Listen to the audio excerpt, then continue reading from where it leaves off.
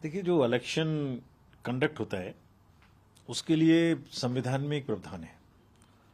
संविधान में आर्टिकल 83(2) ये प्रिस्क्राइब करता है कि असेंबली और पार्लियामेंट का जो कार्यकाल होगा वो 5 साल का होगा।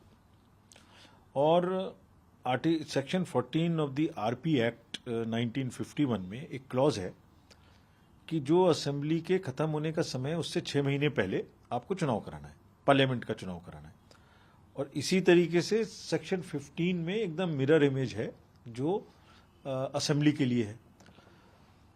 तो अभी जब तक संविधान में ये आर्टिकल है और पीपल्स रिप्रेजेंटेशंस पीपल एक्ट में ये दोनों प्रावधान है, जब तक हमारा काम उनके अनुसार इलेक्शन कराना है। तो जैसे जैसे कॉन्स्टिट्यूशन और आरपी एक्ट में अगर कोई परिवर्तन होता है तो हम उसके हिसाब से चुनाव कराएंगे। अभी हम इसके हिसाब से चुनाव करेंगे। तो फिर इस लोकसभा चुनाव के बाद हमें परिवर्तन देख सकते हैं, क्योंकि ये कमेटी की रिपोर्ट अब आ गई है, अब सरकार को इस पर ये तो लेजिस्लेटिव कॉम्पिटेंस की बात है, मतलब इसका इलेक्शन कमीशन से कोई वो नहीं है। इलेक्शन कमीशन तो जो कॉन्स्टिट्यूशनल प्रोविजन होगा, जो एक्ट का प्रोविजन होगा, उसके अनुसार चुनाव कराएगा, हर स्थिति में चुनाव कराएगा। सर, आपके अनाउंसमेंट का जो है देश को इंतजार था, पार्टीज को इंतजार था, और सारी तरफ से अच्छी रिएक्शन आ रहे हैं सारे, चाहे वो कांग्रेस हो, बीजेपी हो, आम आदमी पार्टी हो, रीजनल पार्टी हो, सब ने स्वागत करा है आपके अनाउंसमेंट का।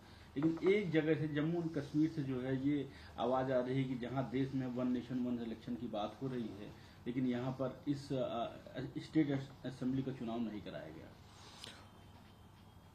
आपकी बात से मैं अगर कहूं तो सहमत हूं। मतलब वहां भी हमें असेंबली का इलेक्शन कराना है, इसमें कोई दो राय नहीं है। मैंने आज प्रेस कॉन्फ्रेंस में बताया था कि दिसंबर 23 से हमारा लीगली चुनाव कराने का रास्ता खुला है असेंबली का। तो अभी तक तो मार्च ही है, अभी तक तो बर्फ ही है, अभी तक तो कुछ कराने का प्रश्न ही नहीं था। ये पहला मौका था हमारे पास जबकि हम 7 करा सकते थे। तो हम गए थे JNK में, और जैसे मैंने कहा कि सभी पॉलिटिकल पार्टीज ने हमसे कहा कि अब एक साथ कराइए।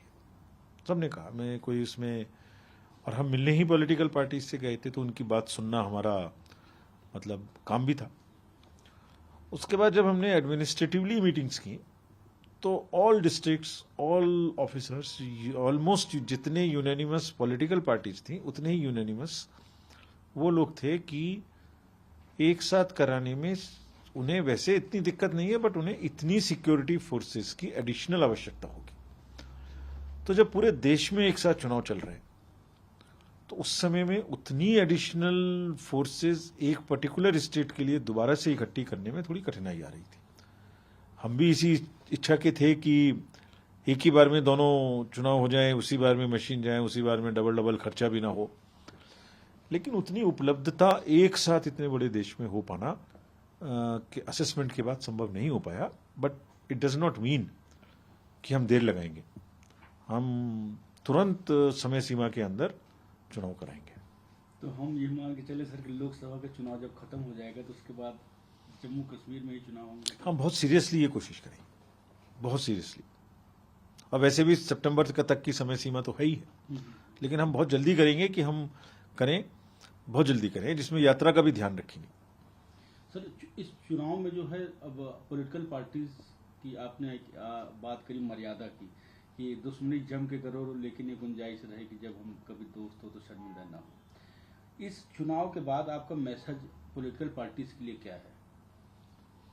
अच्छे से अच्छे वातावरण में स्वस्थ और स्वच्छ चुनाव लड़ें, एथिकल कैंपेनिंग करें, और सब अपने अपने क्षेत्रों में अपने अपने हिसाब से सबको शुभकामनाएं। हम उन्हें लेवल प्लेइंग फील्ड प्रोवाइड करेंगे, ये हमारा काम है।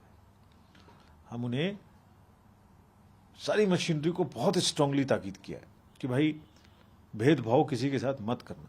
कोई सा भी राज्य हो, हर राज्य में अलग अलग राज्य सरकारें हैं, ऐसा तो है नहीं कि सब में एक ही जैसी सरकारें हैं। सबके लिए एक ही समान बात है कि भाई आप अपने राज्य में, कहीं पर ऐसा भी है कि राज्य में और केंद्र में अलग अलग सरकारें हैं, कहीं पर एक जैसी सरकारें हैं, हर तरीके में है।